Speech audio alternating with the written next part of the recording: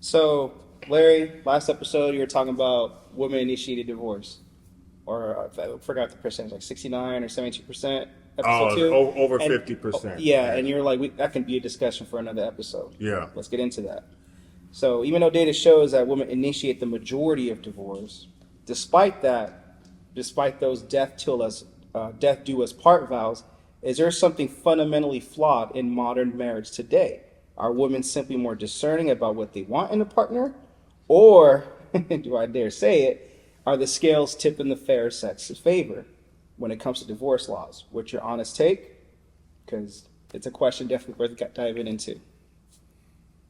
Okay, we got to find new ways to rephrase these questions. Oh, okay. We're getting too cute on that, and I'm not understanding the question. Okay, all right. So obviously, give it to me differently. All right, so let's do it this way.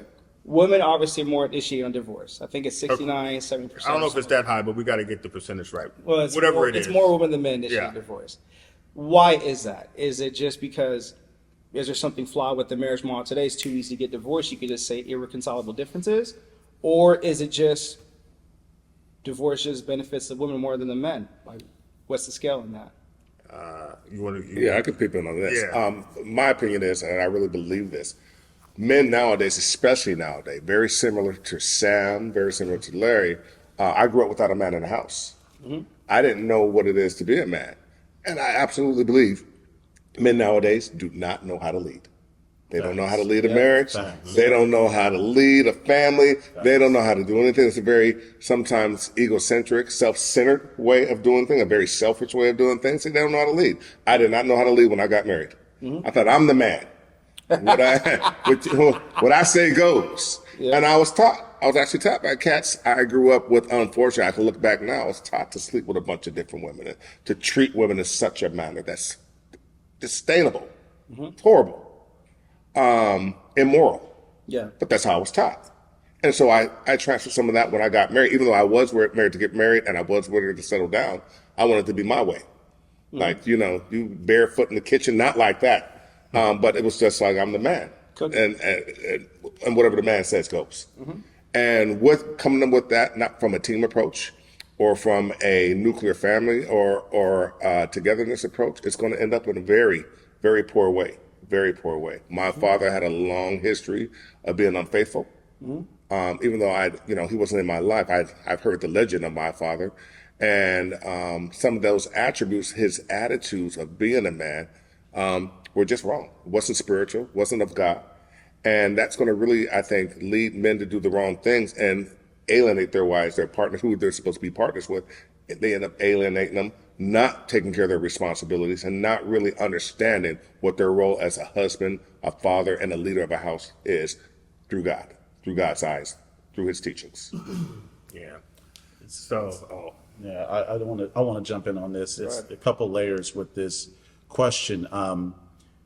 The workforce has changed dramatically in the last 20, 30 years. And I'm all for women empowerment, support of the women that are professionals, and they do great work in community and in all aspects of life. But as women, when I worked for hotels, my whole sales force was predominantly women. Mm-hmm. And in that, they're traveling just as much as men are. They're on planes, trains, automobiles. They're out bringing home the bacon. Mm-hmm. So somebody or both spouses are not home minding and manning the front door. Mm-hmm. Both spouses are out in the community and world making a living. Mm-hmm. So when we're pouring everything into our profession, to our careers, to community, the house becomes not the priority. And I'm not saying it should be run by just women and take care of the kids. I'm not saying that. I'm saying somebody is not manning the front gate. So as you have a castle, who's guarding your front gate if both king and queen are out conquering the world? You need bishops. And whose primary responsibility do you think it is, Sam? I don't know that because every household is different. Every household is different. Relationship is different. So I won't put gender roles. Roles on anyone. That could be as fluid as you want your house to run, but someone what works has in your to house run won't it. work in someone else's. Yeah. And so with Agreed. that dynamic and what Orlando said, men not knowing how to lead, it's highly combustible for a marriage, because then what's the investment? You're both invested in other things besides the house. Even though your intent is to provide and take care of the home, you have to be present to do that. Yeah. And so I see that dynamic just growing, increasing. And I have amazing women as bosses. I love the people I work with and have worked for. But as they grow in their careers, sometimes they had to make sacrifices to do it later so they could take care of the household and the kids. Some have not. Or some had to do it both simultaneously, but something's got to give. And so if you're working opposite hours where one is going and one is coming, when do you ever spend time together? So I remember my wife wanted to be a nurse at one point, and I was like, babe, that's not a good idea. As noble as the career and the job is, the hours she would have to work was opposite of what we were going to be doing for the house and the kids. So it was going to be a challenge to see that fluidity of our relationship, spending time at the dinner table where she's running here, then she's working graveyard, and by the time she gets home, I'm going out the door. That wasn't going to be good for our early part of our marriage. So you have to make those decisions on what's going to be the bigger picture. What's going to be for the win? Is it money? Is it career? Or is it family? You got to figure out what your priorities are and aligning that properly so you can both win and have your family grow together. Otherwise, you're growing, but you're growing in two different directions. And so I think that's why divorces are up, because we're all wanting to do something cool, but no one's willing to make the sacrifice, as we talked about earlier, for the win. When you make that sacrifice, you end up winning. Yeah, now the man can stay home for all I care. It doesn't matter, but someone has to. They're gonna have to champion the things that matter, that you covet the most, and that's your family. Yeah. But we're all growing at different rates at different paces. And let me capitalize just real quick on what you said, and then we got Rome next. In the end, we're talking about, at least with that, we're talking about family values. Nowadays, this is one of the things I learned as being a therapist. I learned that the traditional family values have just eroded with technology, with education, with just the way the world is. They eroded, especially with technology. Now, we all know we got our technology and everything like that, but families nowadays, back in the day, it was traditional. Everybody sat and ate breakfast together, had lunch, and had dinner. Now everybody goes in their own separate rooms. Yeah. Eat and watch, get on Facebook, start watching their own movies. Everybody has a TV in their room and anything like that. So those things, those traditions, those values are just, and the communication have eroded now, because we don't even sit and talk to it. We don't even know our family the way we knew our family 20, 30 years ago. And that's what I think technology has absolutely done. So one of the things we required in our household, and we just have one child, is just like no more TVs in the rooms. We will sit together for breakfast and we will sit together for dinner. We can't do it for lunch because she's at school. So, and that's how we did in our household, because we didn't get a chance to sit down and talk and communicate and connect. That is so important. And now it's commonplace. So people nowadays don't even know that's missing. They don't even know it's missing. Go ahead. No, that was the direction I was going to inquire, because I love the verbiage you used. The family unit, it's corroding from the inside on several levels, but technology is a good attribute to it. Yeah. And I think that's where, like, what you're doing in the aspects of certain times of dinner and, breakfast, lunch, and dinner. I know in our house, it's one of those, our boys do not have a TV in their room. And the only time when they can take a device into their room is when mom and dad is watching a movie. Because they can't watch the same things we watch. But before those reasons, we know it's like, it does cause a divide.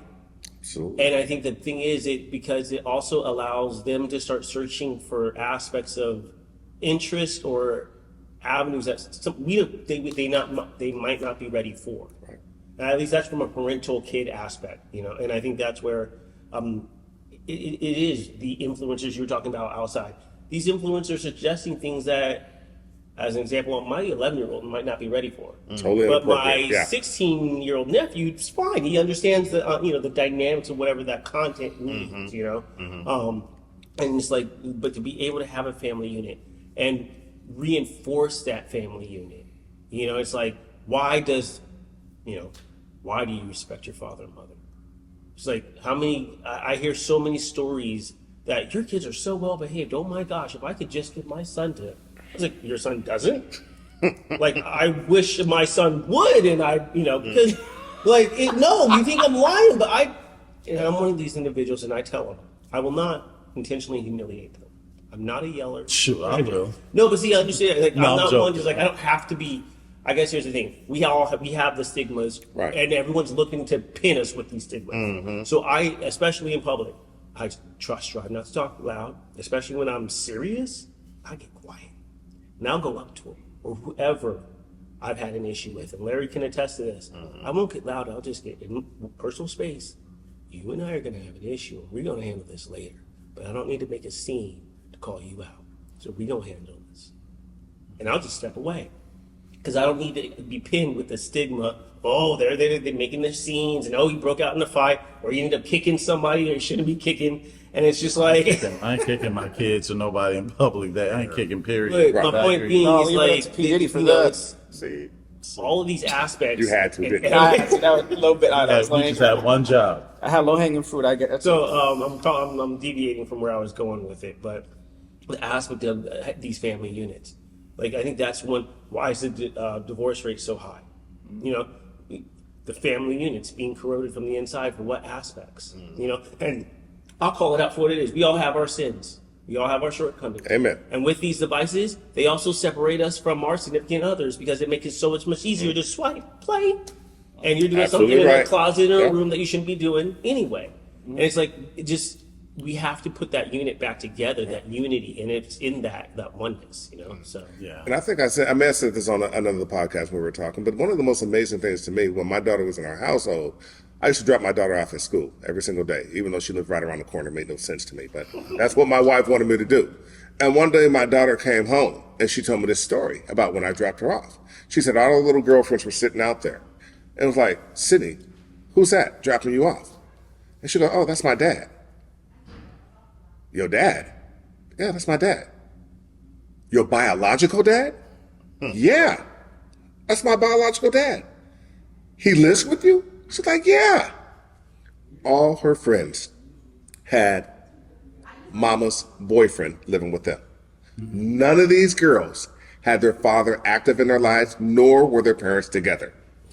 Cindy, unfortunately, because Michelle and I are together, we live in a nuclear home and we're all together, we were the unicorn of all her friends, no father present. That's not your mom's boyfriend? She said, that is my father. That's my biological father dropping me off, and they're still together. That's commonplace now. That is the norm now. So they don't even see this as anything wrong. They saw me as the father dropping her off as the unicorn, like, wow. Because it's so uncommon compared to how it used to be 20, 30 years ago. And that's so sad. Yeah. So what do we need to do to get it back? I think the game has changed. What's required of men is much more engagement in the household than the Leave It to Beaver days, the Brady Bunch days. The man has to be present in the home. He has to be engaged on what's happening with everything. And that's a lot, but that's what's required. Otherwise, spouses have options. The world is a free-for-all. They can go wherever they want to go. They can have careers. Women aren't confined to the home anymore like 40, 50 years ago, where they depended on a man to bring home a paycheck. Men have to do more than just bring home a paycheck. Right. They do. Otherwise, we see it. The numbers are showing that. They're not sticking around for the man to have all this fun in the world and they're stuck in the kitchen. The world's changing. It's evolving, and it should evolve and change. But men need to do their part. And so Orlando teed it off at the beginning where he says men don't know how to lead. He did. We really don't. And we're learning how to lead now after we've had kids, 2 or 3 kids. And now we're learning how to align properly now in our late 40s, 50s. And we've already been leading incorrectly for 20 years of it. So now you're trying to course correct, but that seed's been planted. They've already seen how we don't know how to lead for most of their teenage years. Now they're getting into relationships with men that are not knowing how to lead either. And then you throw social media in the middle of that, as you have all brought up. Everyone's trying to teach how to lead on this That- social media the wrong way. it's a mess. And so until men get corrected, it's going to be more par for the course, unfortunately. I put a lot of responsibility. Correct it or step up? Same correct difference. it. Okay. Because step up is really God's part. True.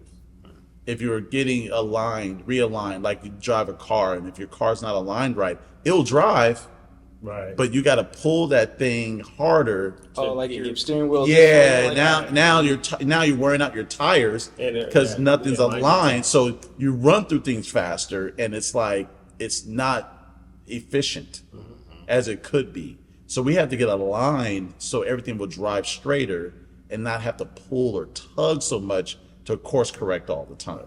And that's what we're dealing with in our communities. That's what we're dealing with in our homes. It's all men. God ordained man had a house for a reason. Right. He didn't put that onus on a woman. All right.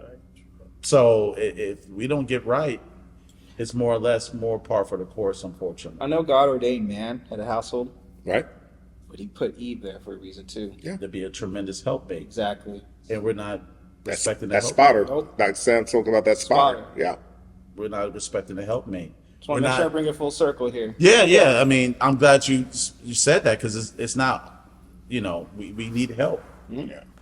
But if you say no to the help, then what's the point? Just like Larry needs help with that Snicker price reduction. Yeah, y'all do. We all do, bro. I'm so tired of paying $2.50 for a Snickers. I'll be honest. I only go to the Dollar Tree and buy their minis.